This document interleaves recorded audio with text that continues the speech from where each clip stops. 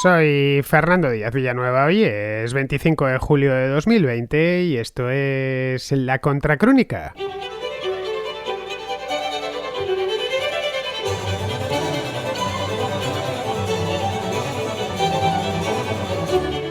Bienvenidos al Contraplano, el espacio de películas, documentales, series de televisión, etcétera, de la Contracrónica. Es decir, un espacio dedicado en exclusiva a la imagen en movimiento. Por eso se llama Contraplano, no por ninguna otra razón.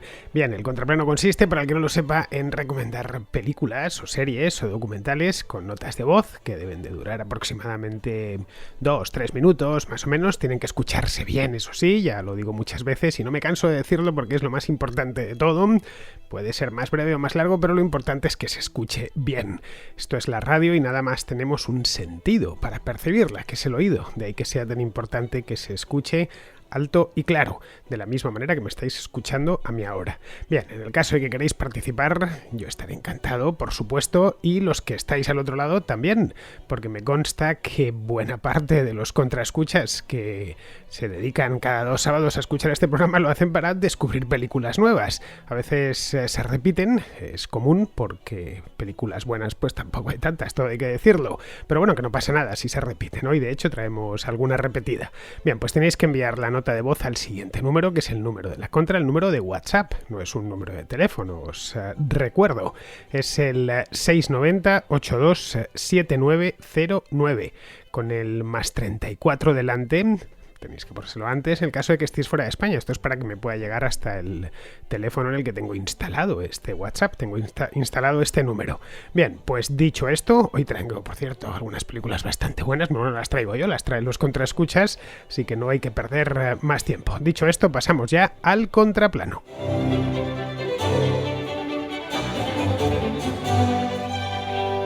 Empezamos con Agustín, que nos trae no una película, sino dos. Las dos, eso sí, son alemanas.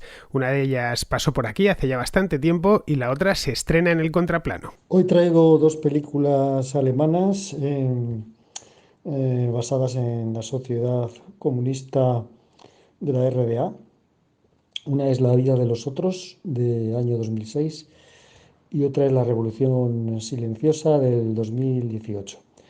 Bueno, la primera, el guión de La vida de los otros, es un oficial de servicio de inteligencia de la Stasi, que es la policía secreta de la RDA, al cual le asignan la misión de espiar a una pareja de artistas formada por un prestigioso escritor y un actriz popular, lo cual va a influir en su manera de ver la vida y la sociedad.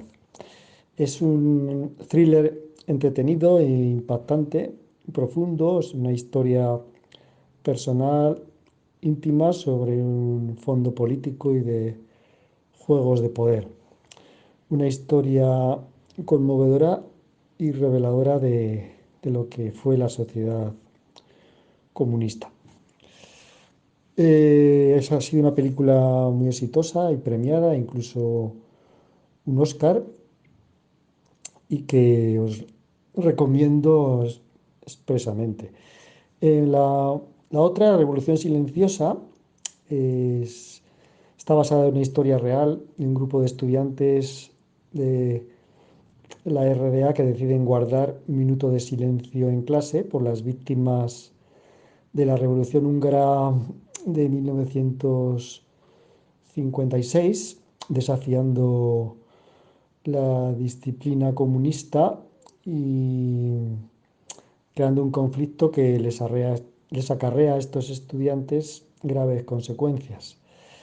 Es una mezcla de fresco de época, de la sociedad comunista antes del muro, y drama escolar juvenil inspirador al estilo del Club de los Poetas Muertos, con, también con toques de concienciación.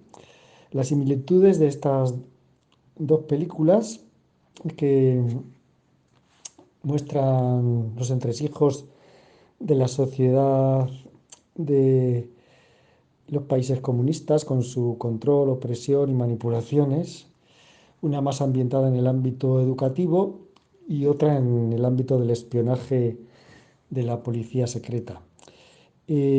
Ambas son revisiones históricas del socialismo real con toma de conciencia. Os las recomiendo encarecidamente. Saludos a todos los cinéfilos de parte de Agustín. Hasta pronto. La vida de los otros pasó por aquí pues hace ya unos cuantos años, bastante al principio del todo. Cuando empezamos con El Contraplano fue una de las primeras películas que vino y es una gran película, la verdad, que ya recomendé en su momento. De hecho, fue película de la semana en su momento. Esta es la razón por la cual no es película de la semana esta semana, porque tampoco es cosa de repetirlo. Pero bueno, como La vida de los otros ya pasó hace bastante, pues creo que fue en 2017, os la refresco un poquito, porque la audiencia, la verdad, afortunadamente ha crecido mucho de 2017 a esta parte. Bien, La vida de los otros es la historia de un agente de la Stasi, un capitán de la Stasi. La Stasi era, para los que no lo sepáis, la antigua la Staatssicherheit, es decir, la seguridad del Estado, la policía política de la República Democrática Alemana. Era temidísima, estaban infiltrados por todos los lados, se enteraban prácticamente de todo, ya fuese a través de sus agentes, como este capitán, o a través de informantes privados. Estaba Alemania del Este llena de informantes, cualquiera de hecho se podía hacer informante de la Stasi, y ser informante de la Stasi tenía ciertas ventajas. Bien, pues a este hombre, que es un tipo muy convencido, muy fanático, le encarga, muy cumplidor, le encarga a su jefe espiar a un autor teatral muy famoso, bueno, es de hecho famoso no solo en Alemania, sino en todo el mundo, y que además es un autor teatral que no critica al régimen comunista de la RDA, ni se quiere marchar al oeste, como sucedía con otros muchos autores y con muchos intelectuales de la RDA. Es decir, que era un tipo que en principio no hacía falta vigilar, ni poner escuchas, ni nada de eso. Bien, a partir de ahí, el agente en cuestión empieza a vivir la vida de los otros, es decir, a vivir la vida del escritor, de su novia, etc. ¿Cómo lo hace? Pues a través de unas escuchas que ha instalado, que la Stasi ha instalado en el domicilio berlinés del autor, que como os digo es leal al régimen. Es decir, una de las cosas que llama la atención cuando empiezas a ver la película es que es un tipo al que no debía espiar la Stasi. Claro, y eso es parte del encanto de la película.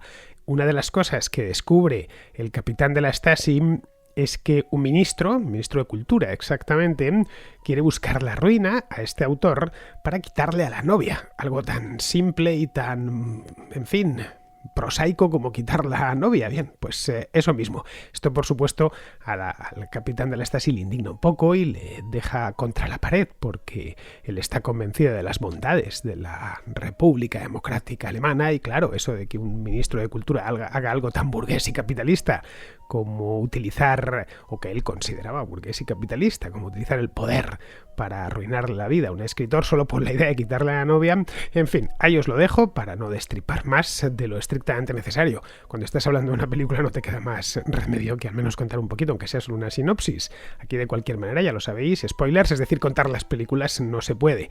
Y antes de que lleguen a vosotros los spoilers, ya me encargo yo de filtrarlos. No es muy común, pero algunas veces sí que ha sucedido que me manda algún contraescucha una nota de voz contando la película entera. Se la tengo que devolver. Decirle, oye, que está muy bien, pero me la has contado hasta a mí, que no la había visto y ya me la has estropeado. Entonces, si, caray, esto es como las novelas, ¿no? Si te cuentan cómo termina y tal, pues has perdido buena parte del atractivo de la historia en sí, del relato en sí. Es un partido de fútbol, ¿no? Pues los partidos de fútbol solo se pueden ver en directo. Si te dicen, no, vamos, a no ser que seas muy, muy aficionado y te encante el fútbol y las jugadas y demás, a nadie le interesa ya la final del último mundial, pues todos sabemos el resultado. Pues con las películas pasa algo parecido. Es sagrado mantener el final, es decir, no saber nada hasta que no termina, porque además los directores se reservan muchos giros, etcétera.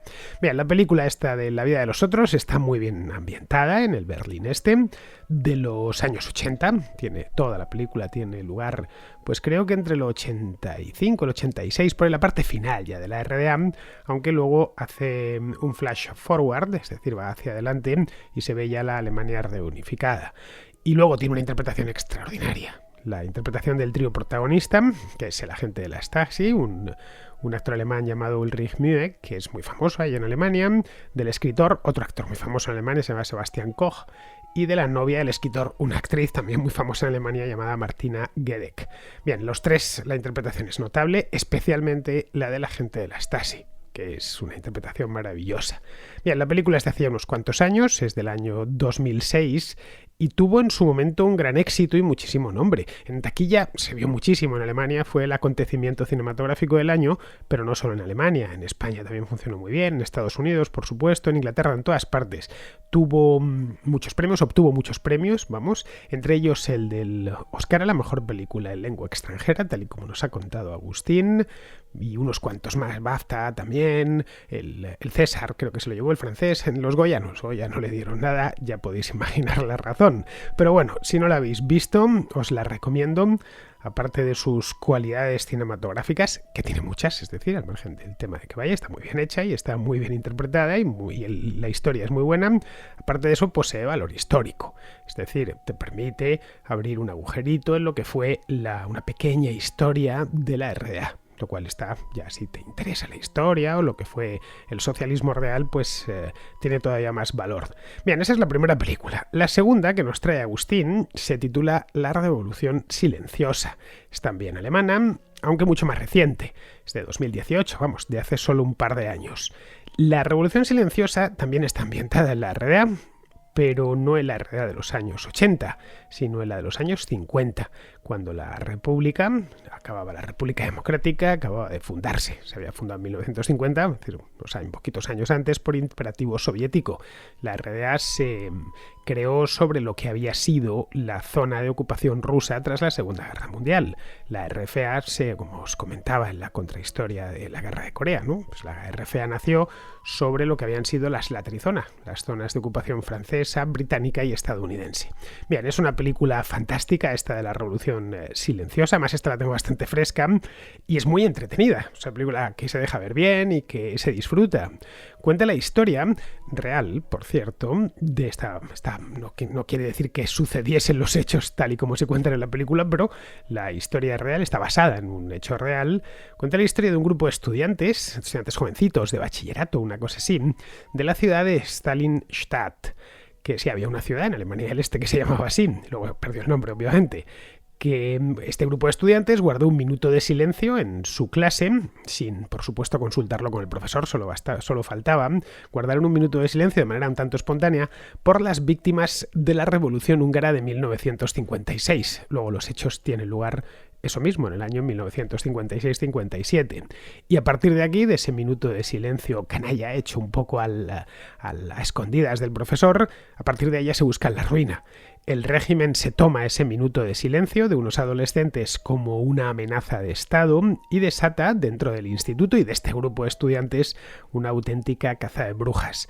Es una cosa espectacular. A ratos dices, no puede ser verdad que por unos simples estudiantes de una ciudad pequeña de provincias organizasen, hasta el ministro de Cultura fue por allá.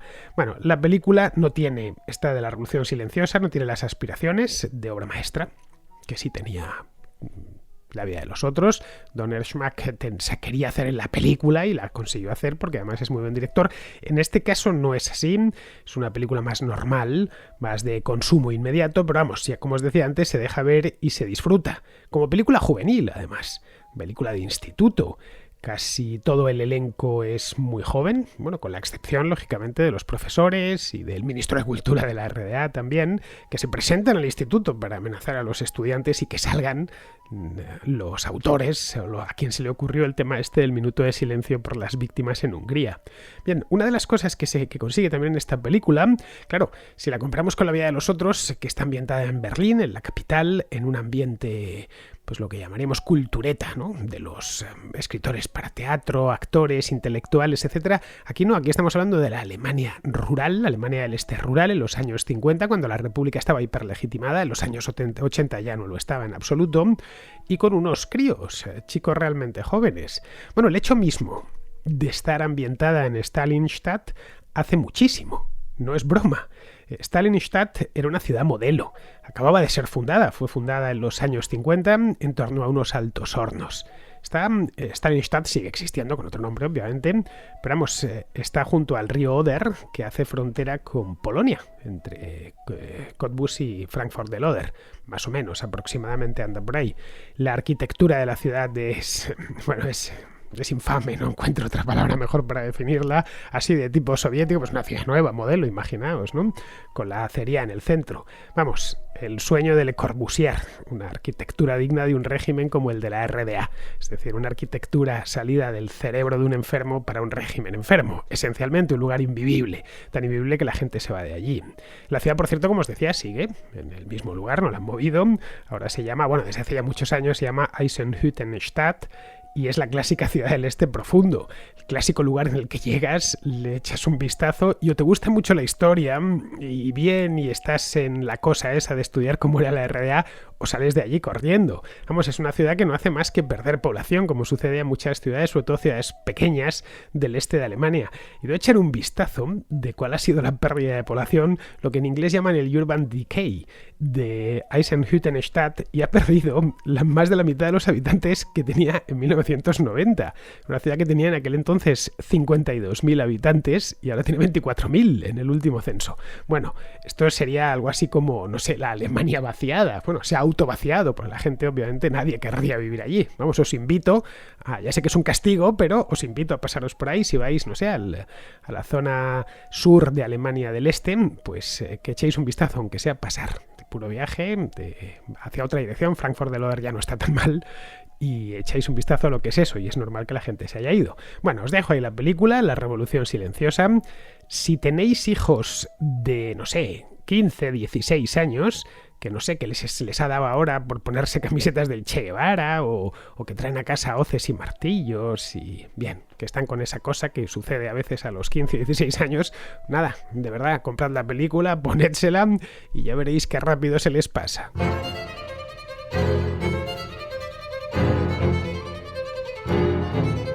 Seguimos con Antonio, que a raíz de una recomendación de Agustín, precisamente, de hace ya unos cuantos meses, del mes de noviembre, que sea a principios de noviembre, que recomendó, bueno, Agustín desrecomendó, o recomendó en negativo, El Lobo de Wall Street. Pues bien, Antonio sale en defensa de esta película de Martin Scorsese. Muy buenos días, Fernando, a ti y a todos los oyentes de La Contracrónica, y en este caso del Contraplano, porque estaba oyendo, bueno, lo acabo de oír, tu último Contraplano del año, y escuché a Agustín hablar del Lobo de Wall Street, y la verdad que realmente no estoy muy de acuerdo con él, porque Martin Scorsese es uno de mis directores favoritos también, y cuando vi El Lobo de Wall Street se puso en el top 3 de mis películas favoritas que de él, que son Raging Bull y también Guns of New York.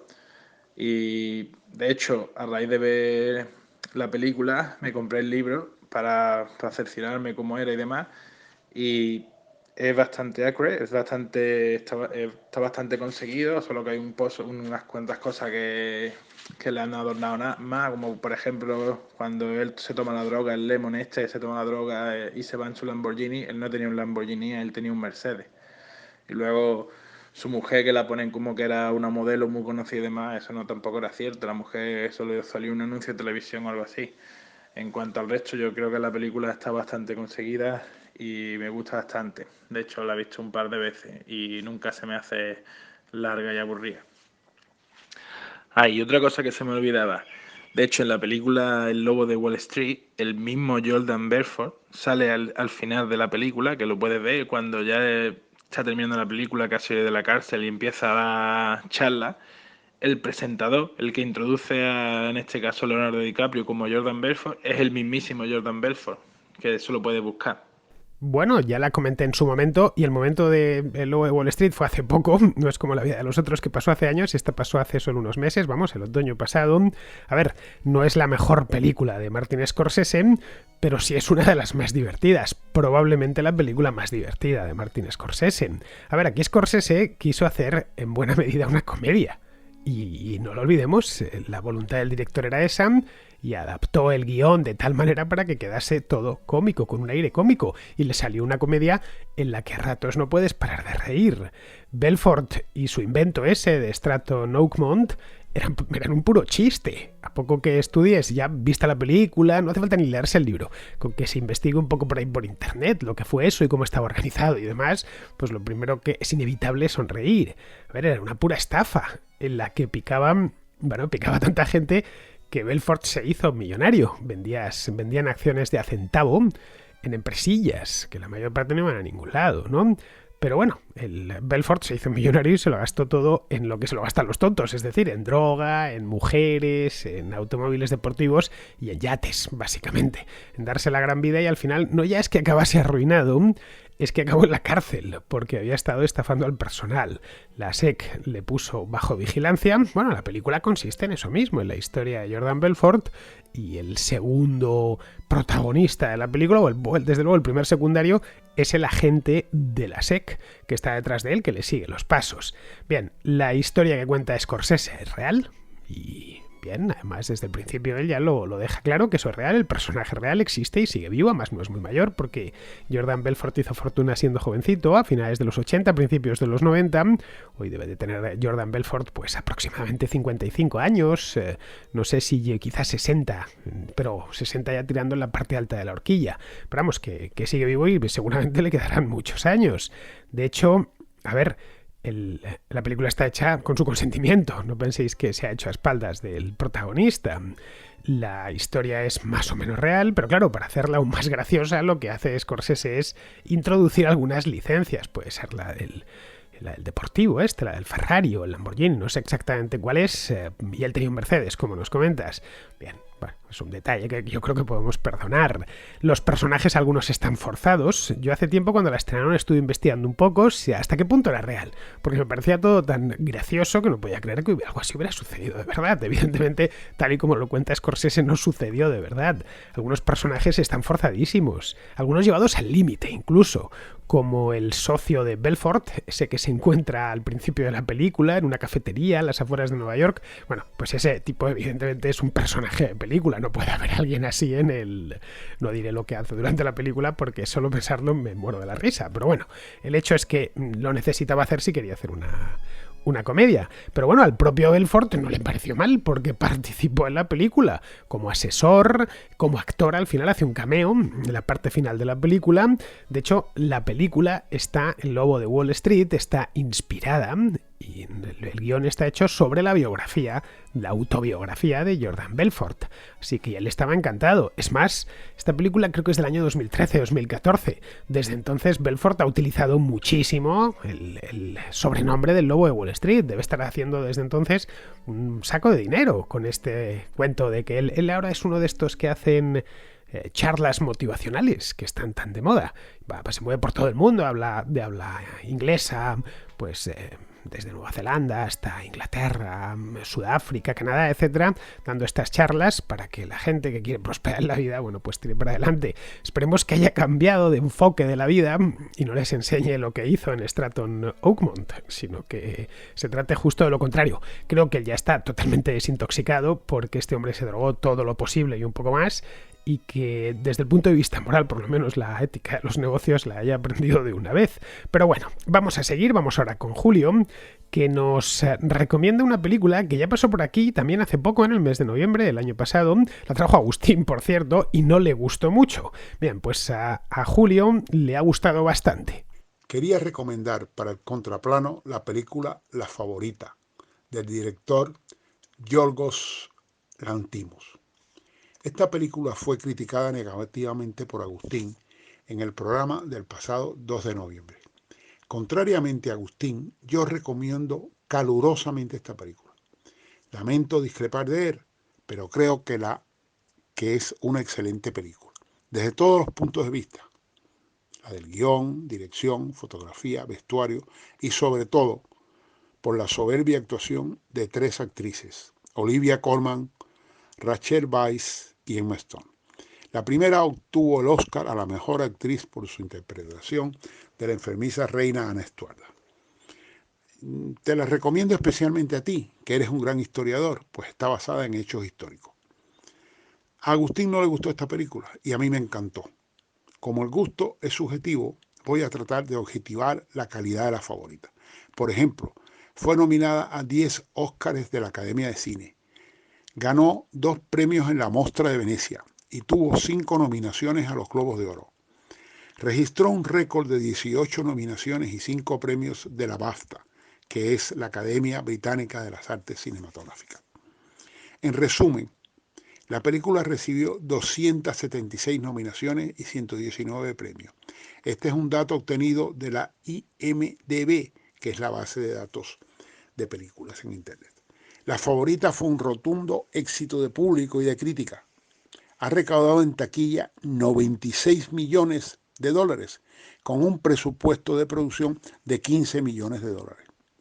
La crítica internacional la ha aclamado, con el 90% de críticas muy positivas entre 415 críticos profesionales de cine. Pues yo, Julio, a ver, ni quito ni pongo rey, La Favorita no la he visto, así que nada puedo decir de ella, porque sería un tanto arrogante por mi parte si me pongo de tu lado, del lado de Agustín, es que no puedo decir nada. Prometí verla, pero bueno, el hecho es que no la he visto. Pero bueno, ya que me estáis hablando con esto, uno que sí, otro que no, me estáis dando ganas de, ¿no?, de ir a verla, ya no porque no es posible, al cine, pero de ver si la encuentro por ahí, aunque solo sea ya para salir de dudas y ponerme del lado de Agustín o ponerme del lado de Julio. Pero bueno, de cualquier manera, a ver, los premios, la crítica, incluso el público, no te garantizan de ninguna manera que una película te vaya a gustar. Esto yo creo que queda clarísimo. Los premios son los premios, no lo olvidemos, sirven para lo que sirven, es un indicador indirecto. Si una película es más o menos buena, ya está. El público también te puede decir, bueno, si ha ido tanta gente a verla, pues algo tendrá, ¿no? Si ha sido un taquillazo. Lo mismo con la crítica, si todos los críticos están poniéndola por las nubes, pues también, de nuevo, algo tendrán. Yo, de hecho, si me fijo en las tres cosas, no lo voy a negar, si una película tiene una crítica muy buena, pues automáticamente despierta por lo menos mi atención. Si una película está yendo todo el mundo a verla, pues 3/4 partes de lo mismo. Y bueno, algo tendrá esta película.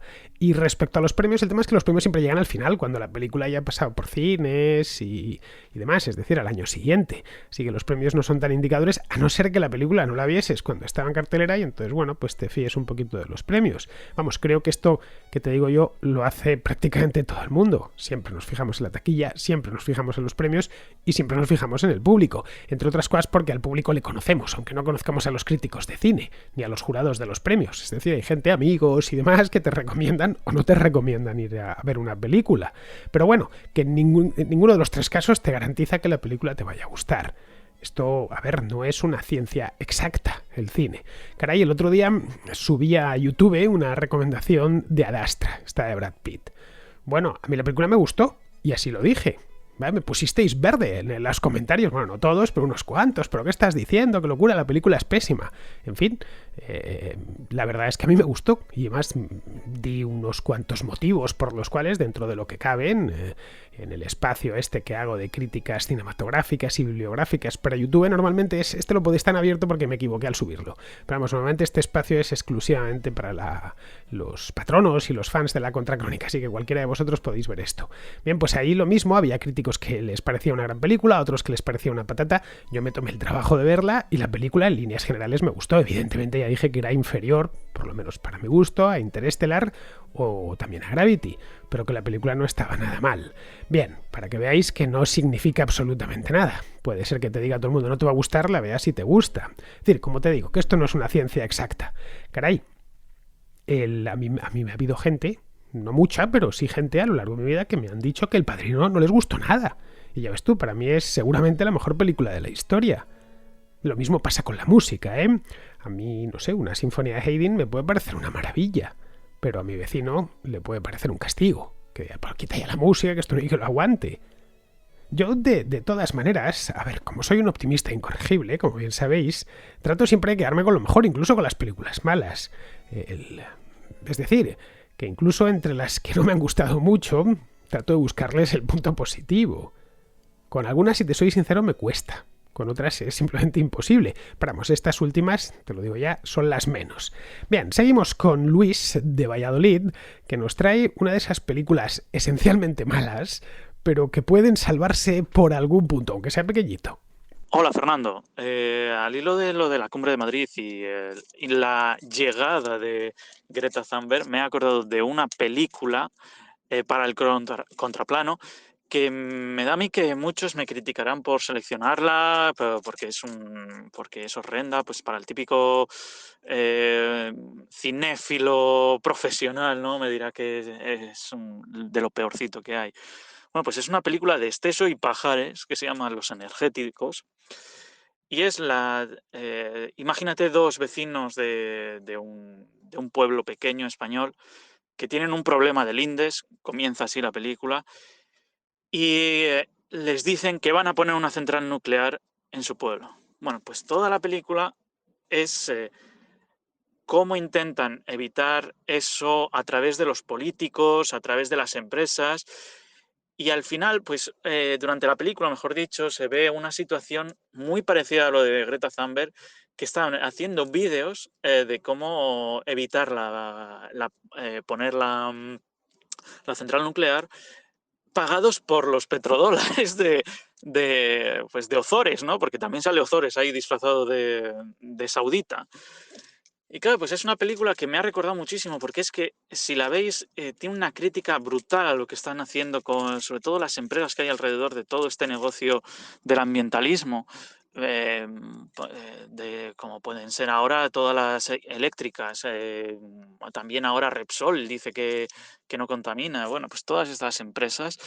Y todo lo que hay alrededor de Greta Thunberg, ¿no? Hay que recordar que el primer barco se lo pagó pues una de las familias más ricas del mundo, los de Mónaco, ¿no? Si no recuerdo mal, le pusieron el barquito, que a saber cómo se habrá hecho, porque es fibra de carbono y no sé, yo creo que eso viene del petróleo.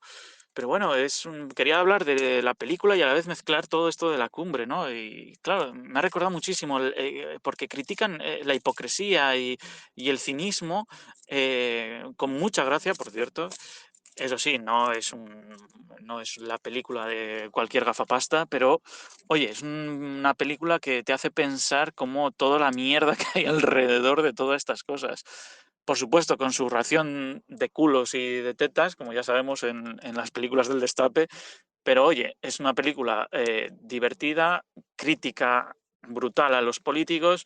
Sobre todo hay una escena magnífica donde todos votan, en el pueblo ha llegado la democracia y tienen un pleno y claro, están ahí reunidos y no quieren hablar con nadie porque están reuniéndose por cuánto se suben el salario. Unos el 100%, otros el 80% y al final se gana el 100%.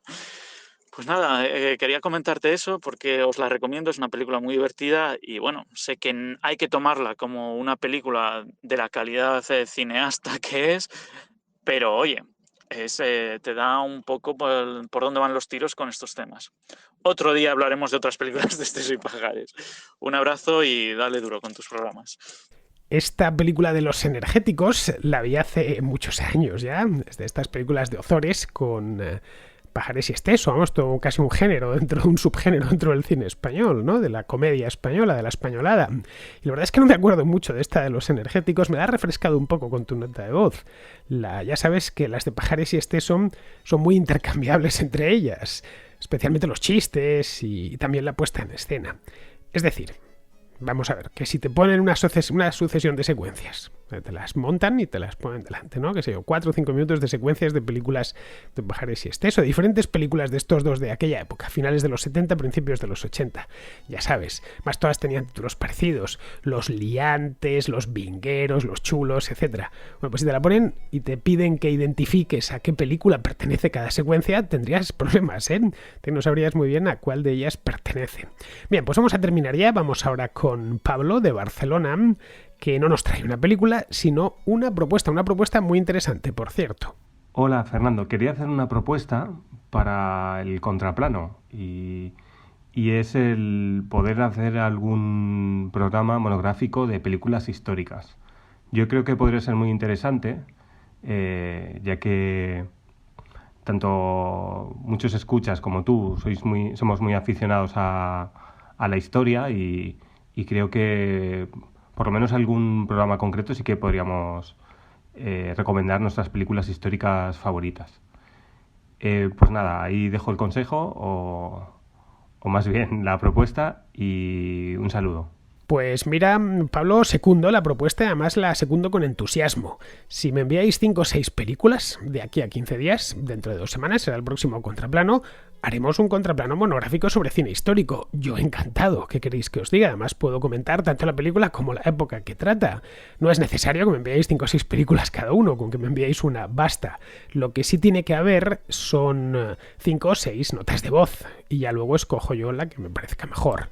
Ya con esto, bueno, pues damos salida. Si en lugar de mandarme 5 o 6 o de enviarme que me lleguen 5 o 6, me enviáis 12 o 13, pues en lugar de hacer un programa especial de cine histórico, pues haremos 2, porque 12 o 13 llamadas, la verdad es que tendría que ser muy telegráfico mi comentario y tampoco es eso. Muy bien, pues con esto, queridos amigos, damos ya por concluida el contraplano de hoy, y ya sabéis, os emplazo a que regreséis por aquí mañana, que tenemos contrarréplica. Hasta mañana, amigos.